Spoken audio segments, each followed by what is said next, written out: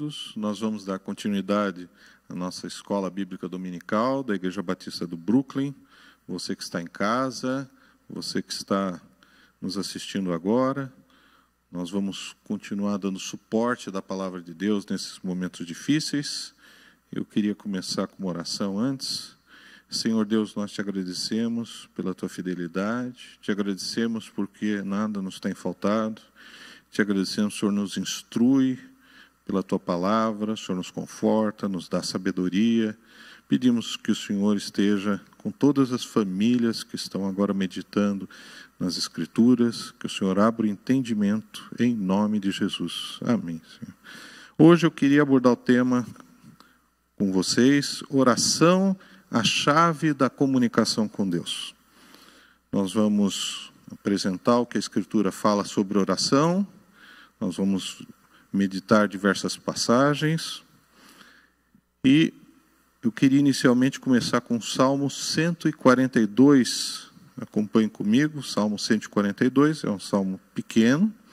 A gente está acostumado a ouvir que o salmo é um hinário, que é a expressão de louvor, de adoração a Deus, que ao mesmo tempo é um livro de sabedoria, de instrução, um livro que fala da vinda de Jesus, mas ele também é um livro de orações.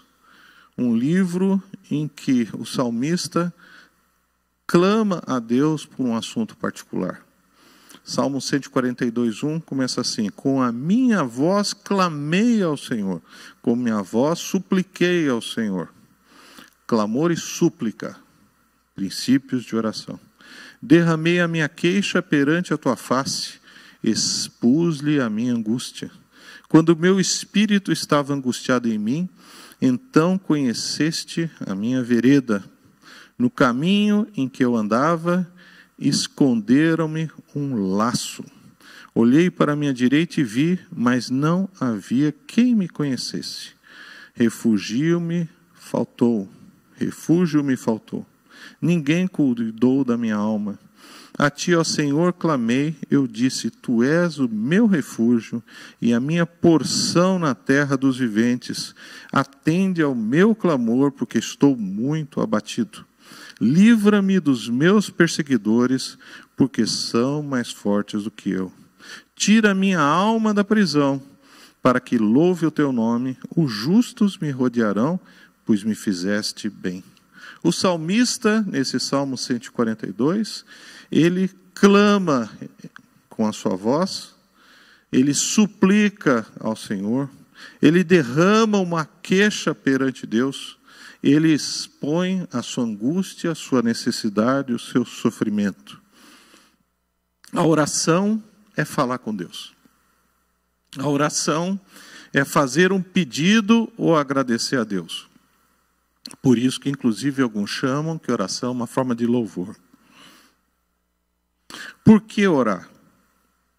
A gente ora, inicialmente, para obter uma resposta de Deus, para adquirir sabedoria, que é uma coisa que muitas vezes nos faz falta. Tiago 1,5, acompanhe comigo, é o livro de sabedoria do Novo Testamento. Tiago fala assim: e se algum de vós tem falta de sabedoria, conhecimento é uma coisa, sabedoria é outra. Sabedoria é como você resolve as coisas práticas da sua vida. Peça a Deus. Ore para Deus. Em tempos tão difíceis como a gente está passando, a oração é quem nos dá sabedoria. Uma sabedoria que não é humana, uma sabedoria que vem de Deus. Tiago continua, que a todos dá liberalmente e o não lança em rosto, e ser-lhe-á dada. Um dos propósitos da oração, o Salmo 142 fala da oração da angústia, da necessidade, para resolver uma crise, e a primeira coisa que a oração faz é acrescentar sabedoria da parte de Deus. Oração é falar e, ao mesmo tempo, ouvir. Deus dá essa sabedoria. Provérbios 2,6, em paralelo a Tiago 1,5, fala: porque o Senhor dá a sabedoria. Da sua boca que vem o conhecimento e o entendimento. Você pode conhecer as Escrituras, mas você precisa entender, você precisa pôr em prática, principalmente em tempos tão difíceis que nós vivemos agora. A oração é uma essência na vida do cristão. A oração requer disciplina, requer comprometimento, e a oração, ela, além de buscar sabedoria, de adquirir sabedoria, ela tem um aspecto muitas vezes de desabafo. Com quem que você desabafa? Com quem que você reclama da vida? Deus está pronto para ouvir o seu desabafo. E a gente tem que desabafar. Hoje, em tempos que se fala, fique em casa, que se fala, não converse com as pessoas, não se relacione, as pessoas têm medo, Deus está pronto para ouvir tudo que você falar para Ele. Como eu falei, Salmo, além de ser um hinário, é um livro que resume orações de pessoas envolvidas com Deus, de pessoas que testemunham o que acontecia na vida deles. Salmo 32, versículo 3 até o 7, diz assim: quando eu guardei silêncio, envelheceram os meus olhos. Significa, eu fiquei sofrendo. Nós não devemos guardar silêncio com Deus. De maneira nenhuma. Deus está pronto para nos ouvir, Deus está pronto para responder às nossas orações. Envelheceram os meus ossos pelo meu bramido em todo dia. Resmungar consigo mesmo é errado. Porque de dia e de noite a tua mão pesava sobre mim, e o meu amor se tornou em sequidão de estio. Confessei-te o meu pecado, e a minha maldade não encobri. Dizia eu, confessarei ao Senhor as minhas transgressões, e tu perdoaste a maldade do meu pecado. Por isso todo aquele que é santo orará a ti. Há tempo de te poder achar, até no transbordar de muitas águas, estas não lhe chegarão. Tu és o lugar em que me escondo, tu me preservas da angústia, tu me cinges de alegres cantos de livramento. Deus quer que nós desabafemos com Ele tudo, diretamente, pessoal, de uma maneira íntima, de uma maneira absoluta, até coisas que parecem meio estranhas, até emoções ruins que nós sabemos, que são pecaminosas contra Deus, que não refletem a ética do amor de Deus, mas Deus trabalha conosco, mas Ele quer ouvir que a gente fale. A oração, como eu falei, é um método de comunicação direto com Deus, para você adquirir sabedoria, que é uma coisa que faz falta na vida das pessoas. Ela também é um método de você desabafar e tirar a angústia pessoal que muitas vezes tem, a solidão, a ansiedade. A oração é um ato de confissão que se faz para Deus, é uma coisa que a gente costuma não fazer. A gente fica sempre pedindo para Deus, a gente fica querendo o benefício de Deus, não que isso seja errado, mas a gente esquece que um dos aspectos importantes da oração é o caráter confessional para Deus. Você só confessa para alguém que você tem intimidade, você só confessa para alguém que você tem respeito, você só confessa para alguém que você identifica como sendo alguém fiel e que pode te ajudar.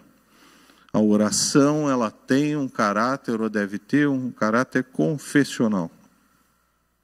O profeta Daniel, com todas as revelações, com toda a sabedoria que ele tinha uma característica essencial. Ele era um homem de oração. E essa característica refletia na vida dele, essa característica se manifestava porque a sabedoria, a ética que ele tinha, suplantava todos os outros que trabalhavam no governo da Babilônia, tanto que causava ciúmes, E ele mantinha uma das características principais da oração com Deus, que é continuidade, regularidade e disciplina. Acompanhem comigo Daniel, capítulo 9, versículo 2 até o 6, o testemunho que ele nos deixou no primeiro ano do seu reinado, Daniel 9, 2. Eu, Daniel, entendi pelos livros que o número dos anos de que falara o Senhor ao profeta Jeremias, em que haviam de cumprir-se as desolações de Jerusalém, era de 70 anos. Daniel estava lendo as Escrituras, estava lendo o livro do profeta Jeremias, e ele identifica que Israel deveria ficar 70 anos no cativeiro babilônico como nação. E aí a gente vê Daniel buscando a presença e a intimidade de Deus, na sequência, eu estou lendo Daniel 9, de 2 a 6. E eu dirigi o meu rosto ao Senhor para buscar com orações e súplicas, com jejum e saco e cinza. Orações, súplicas, jejum é um ato de humilhação, é um ato que você se compromete com Deus. Saco e cinza dá toda a ideia de humilhação perante Deus. Daniel reconhecendo que ele, mesmo sendo um governante poderoso, alguém com alto prestígio, ele na presença de Deus, ele era somente um servo. Ele era alguém que dependia de Deus. E a passagem continua, e orei ao Senhor meu Deus, intimidade que Daniel tinha, e confessei. Esse é o princípio de uma oração confessional, identificar a santidade de Deus, a dependência que nós estamos com Ele, que Ele é Deus e que nós somos muito, mas muito inferior. E disse, Senhor Deus grande e tremendo, que guardas a aliança e a misericórdia para com os que te amam e guardam os teus mandamentos. Pecamos e cometemos iniquidade, e procedemos impiamente e fomos rebeldes, apartando-nos dos teus mandamentos e dos teus juízos. Isso é uma oração confessional, admitindo o que ele, o povo dele, o povo que se identificava como filho, servo de Deus, tinha feito de errado. E ele continua, versículo 6, e não demos ouvidos aos teus servos, os profetas, que em teu nome falaram, aos nossos reis, aos nossos príncipes e aos nossos pais, como também a todo o povo da terra. Hoje nós vivemos um momento de grande sofrimento, e Deus quer que a gente confesse com Ele, mediante oração, o que nós temos feito de errado, o que nós temos buscado de maneira que não é correta aos olhos de Deus. E essa situação de oração, ela busca, em sua essência, uma intervenção de Deus numa situação natural e sobrenatural, ou sobrenatural. A Escritura, como testemunho, ela não somente mostra o ato da oração, como o resultado dela, em coisas que muitas vezes parecem impossíveis. Tiago 5, de 17, capítulo 5, versículo 17 de Tiago, o livro de sabedoria para a igreja, dá o exemplo de Elias, falando que Elias era uma pessoa como nós, não existia super Elias. Elias era um homem sujeito às mesmas paixões que nós, e orando, poder da oração, pedindo a intervenção de Deus, pediu que não chovesse, e por 3 anos e 6 meses não choveu sobre a terra. A oração, ela tem todas essas características, tem a característica de aproximar o homem de Deus, tem a característica de buscar uma intimidade com Deus, tem a característica de obter sabedoria para o dia a dia do ponto de vista prático. E uma coisa que nós estamos precisando agora, nessa época, oração tem uma grande intervenção na cura. uma grande ação na doença. O próprio Tiago, falando para a igreja, no capítulo 5, versículo 15, um pouquinho acima, ele fala sobre a cura, fala se alguém está doente para chamar os diáconos, os presbíteros, os anciões. E no 5,15 ele fala: a oração da fé salvará o doente. A oração da dependência de Deus, a oração de alguém que busca resposta diretamente com Deus, salvará o doente. E o Senhor o levantará. E ele continua: se houver ou se tiver cometido pecados, ser-lhe-ão perdoados. Tiago é muito preciso, afirmando que existe doença que é relacionada ao pecado, e existe doença que não é relacionada ao pecado. Um alcoólatra desenvolve uma cirrose hepática pelo pecado dele ao longo de anos, independente que ele se converta. E outro adquire AIDS por um acidente de carro, toma uma transfusão e adquire AIDS. São coisas diferentes. Então, eu sempre faço essa observação, porque as pessoas muitas vezes têm a ideia de associar sempre doença e pecado. Isso não é verdade. A oração é tão poderosa, mas tão poderosa, que ela tem um aspecto também de restaurar nações. Nós vivemos uma época agora extremamente confusa, extremamente complicada. O pessoal está relembrando agora a Revolução Militar de 64, a grande maioria nem sabe o que era isso. Eu peguei na faculdade o final dela e posso dizer para vocês que eu podia sair à noite. Que o máximo que acontecia era alguém me pedir um documento educadamente, como estudante, e perguntar. Hoje em dia as pessoas estão proibidas de circular à noite.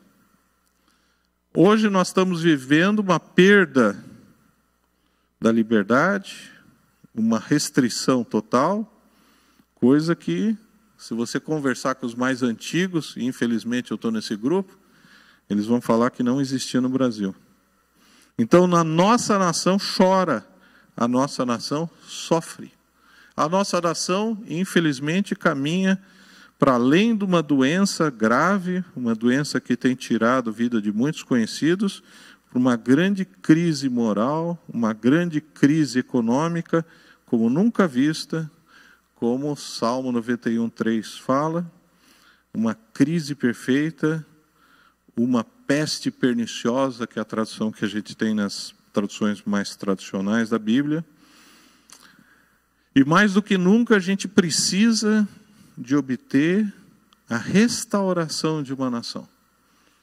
Os adolescentes, hoje 16, 17 anos, se vocês conversarem, eles não têm perspectiva nenhuma.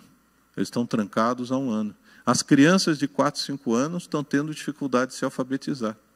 As pessoas estão ficando depressivas em casa. 2 Crônicas 7:14, Deus instruindo o seu povo, Deus nos instruindo, Ele vai falar o segredo da restauração de uma nação. Deus fala assim, 2 Crônicas 7:14.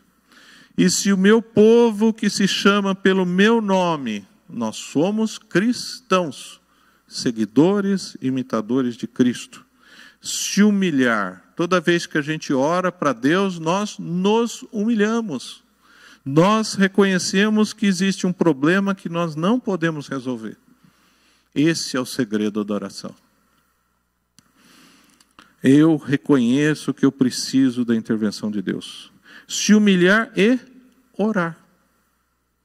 Orar, dialogar com Deus. E buscar a minha face. Por que Deus está falando isso? Porque existem pessoas que oram e não estão procurando Deus. Simplesmente estão repetindo alguma coisa sem dirigir a atenção para o autor e salvador da nossa fé, para aquele que é um Deus criador, é um Deus que não dorme, é um Deus que tudo pode, é um Deus soberano. Se o meu povo, que se chama pelo meu nome, se humilhar e orar e buscar a minha face e se converter dos maus caminhos. O Brasil está num caminho ruim, caminho péssimo. Ética, moral, todos os aspectos. Então eu ouvirei dos céus, A ideia não é somente escutar, a ideia é ouvir, é interagir com o que as pessoas falam mediante a oração. E perdoarei os seus pecados e sararei a tua terra. Nós queremos que a nossa terra seja sarada, não somente da epidemia, mas de toda essa confusão. A chave disso é oração. A oração, continuando, ela tem a finalidade de servir ao homem como consolo. Tem pessoas que estão sofrendo e a oração traz Deus como agente de conforto. Salmo 41:3 fala assim: o Senhor o sustentará no leito, pessoa doente, da enfermidade. Tu o restaurarás da sua cama de doença. Algumas outras traduções vão falar: afofas a cama, porque quem fica muito tempo deitado não aguenta mais o lençol pegando na cama. A ideia é de afofar. Então Deus também responde um clamor de pedir consolo. Um outro aspecto da oração é a intimidade com Deus. Se você quer uma intimidade com Deus, se você quer um relacionamento pessoal com Deus, esse relacionamento somente é obtido mediante a oração. Mateus capítulo 6, versículo 6, Jesus, que tinha uma intimidade contínua com o Pai, que tempos em tempos você pega dentro dos evangelhos, ele some e está orando com Deus. Ele fala: mas tu, igreja, tu, cristão, quando orardes, entre no teu quarto, no teu aposento, e fechando a porta, ora ao teu Pai que está em secreto, em intimidade. E teu Pai que vê a sua intimidade, ou em secreto, te recompensará publicamente. A oração é um jeito, é um mecanismo de você ter intimidade com Deus. Hoje nós estamos escutando que nós não podemos ter intimidade com as pessoas, não podemos nos relacionar com as pessoas, o famoso isolamento social, mas Deus não quer um isolamento social com Ele. Deus quer uma intimidade. Eu já havia falado para vocês que oração requer disciplina e continuidade. O grande exemplo de oração que a gente tem, que é Daniel, o profeta Daniel, ele fala, Daniel capítulo 6, versículo 10, Daniel, pois, quando soube do édito que estava assinado, entrou em sua casa. Ora, havia no seu quarto janelas abertas ao lado de Jerusalém, porque ele tinha prática de orar se dirigindo a Jerusalém, e 3 vezes no dia se punha de joelhos e orava. Daniel, como homem de oração, como profeta de Deus, ele tinha uma regularidade de orar 3 vezes ao dia. E ele orava, dava graças a Deus, e ele continuou fazendo isso, pelo que o texto dá a entender, de maneira continuada em toda e qualquer circunstância. Paulo, na carta aos Tessalonicenses, capítulo 5, versículos 16 a 18, ele fala: regozijai-vos sempre, orai sem cessar. Em tudo dai graças, porque esta é a vontade de Deus em Cristo Jesus para convosco. A oração não deve cessar em tempo algum. A oração deve ser contínua, deve fazer parte do seu dia a dia, deve fazer parte de uma disciplina. Paulo continua falando sobre o mesmo assunto em Efésios 6, 18, orando em todo tempo e súplica no Espírito, e vigiando nisto com toda perseverança e súplica por todos os santos.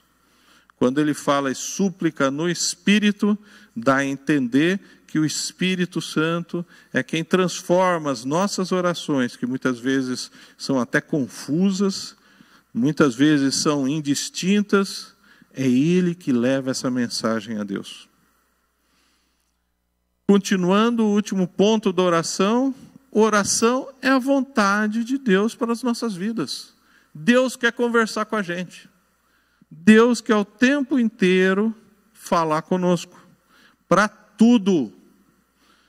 1 João 5, 14 e 15 fala: e esta é a confiança que temos nele, que se pedirmos alguma coisa segundo a sua vontade, ele nos ouve. Esse texto muitas vezes é mal interpretado. Por quê? Porque algumas pessoas traduzem esse texto que a gente deve orar somente segundo o propósito de Deus. É meio estranho algumas pessoas que abordam isso. A gente sabe o que é a ética e a moral de Deus. A gente sabe que Deus quer que as pessoas se convertam, sabe que as pessoas querem se restaurem, mas Deus quer muito mais do que isso. Deus quer que você converse qualquer bobagem com Ele. A gente viu algumas passagens que o salmista está tendo uma intimidade falando de coisas pessoais da vida dele. Até coisas que parecem meio estranhas, até coisas que podem parecer completamente fora da ética de Deus. Salmo 3,7, o salmista fala: quebra-lhe os dentes. Tanto é o rancor que o salmista tem das pessoas, e Deus vai trabalhar com isso. Deus quer que a gente fale com Ele em todo e qualquer tempo. A vontade de Deus é que nós oremos. E ele continua no 15, e sabemos que nos ouve em tudo que pedimos. Tudo que você pedir, sabemos que alcançamos as petições que lhe fizermos. Propósito da oração: comunicação com Deus.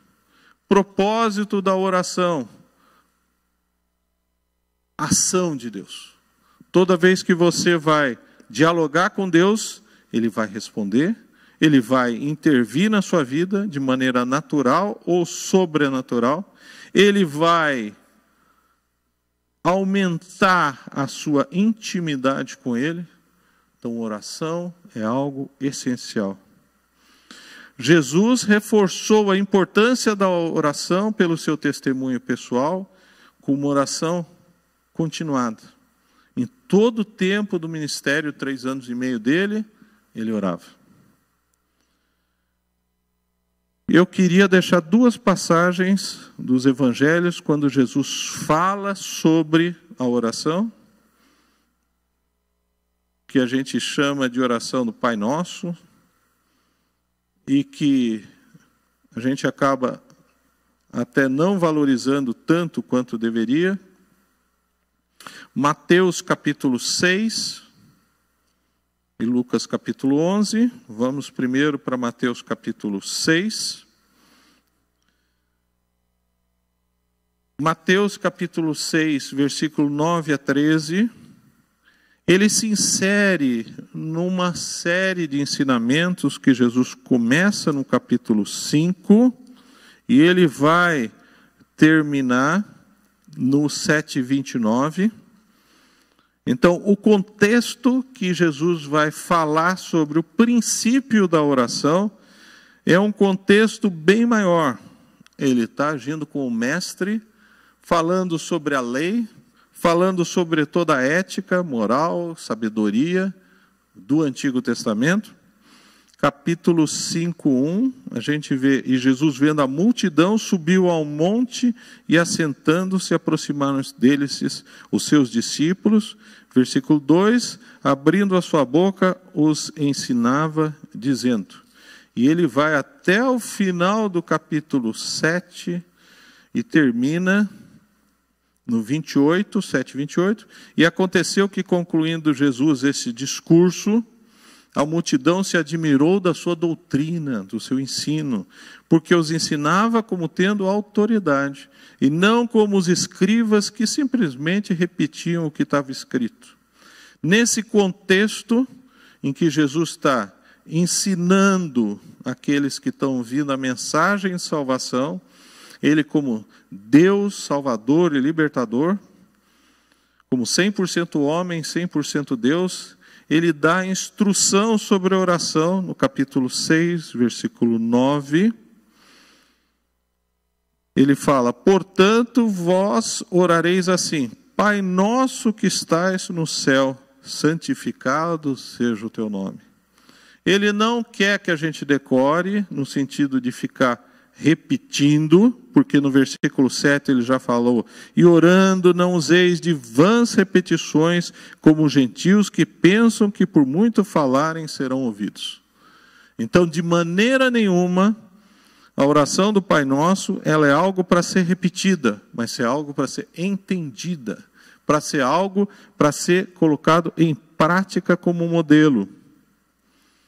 Versículo 9, portanto, vós, Igreja de Deus, orareis assim, Pai Nosso, intimidade.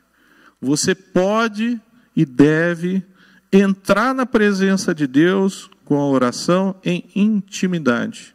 E essa intimidade, ao mesmo tempo, você reconhece que Ele está nos céus, que Ele é santificado, que Ele é o máximo da santidade, proximidade com respeito, proximidade reconhecendo a autoridade. Versículo 10, venha o teu reino.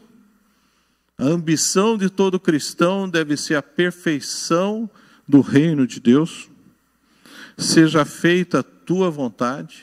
Tem muitos cristãos que aceitam a salvação, mas não aceitam a santidade, é uma coisa que não bate. É uma situação muito complicada, porque o verdadeiro cristão busca a santidade. Venha o teu reino, esse tem que ser o nosso clamor.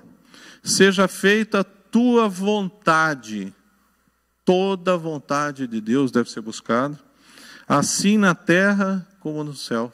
Assim nas coisas práticas como nas coisas espirituais. O pão nosso de cada dia nos dá hoje, ou nos dá hoje.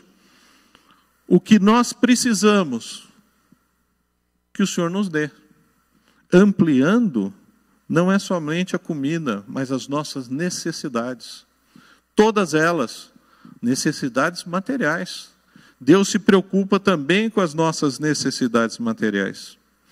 E no versículo 12, e perdoa-nos as nossas dívidas, ou nossos pecados, porque o cristão, ele peca. Só que o pecado que o cristão comete é automaticamente anulado por Jesus Cristo. E nós procuramos a santidade, que é melhorar a ética e a moral. E não, aqui tem um problema de tradução. E não nos conduza à tentação, mas livre-nos do mal. Não tem muito sentido essa tradução. O ideal seria, tira-nos do caminho da tentação. Porque Tiago 1,13 fala, ninguém sendo tentado, diga de Deus sou tentado. Porque Deus não pode ser tentado pelo mal e ao ninguém tenta. Então essa tradução, a melhor seria isso. E tira-nos do caminho da tentação, porque a maior tentação que tem somos nós mesmos, o que Tiago chama muito a atenção, a concupiscência da carne.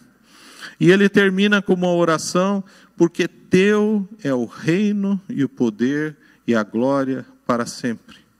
Esse tipo de oração que Jesus fala, é uma oração como modelo, não é para repetição.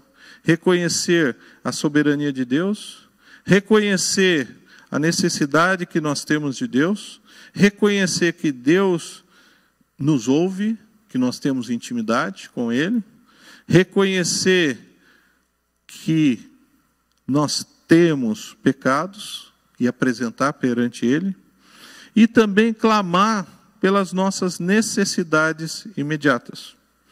A outra referência que nós temos sobre a oração dominical, e muitos pensam que é a mesma oração e tem o mesmo sentido, e não é. Ela é diferente no sentido da origem.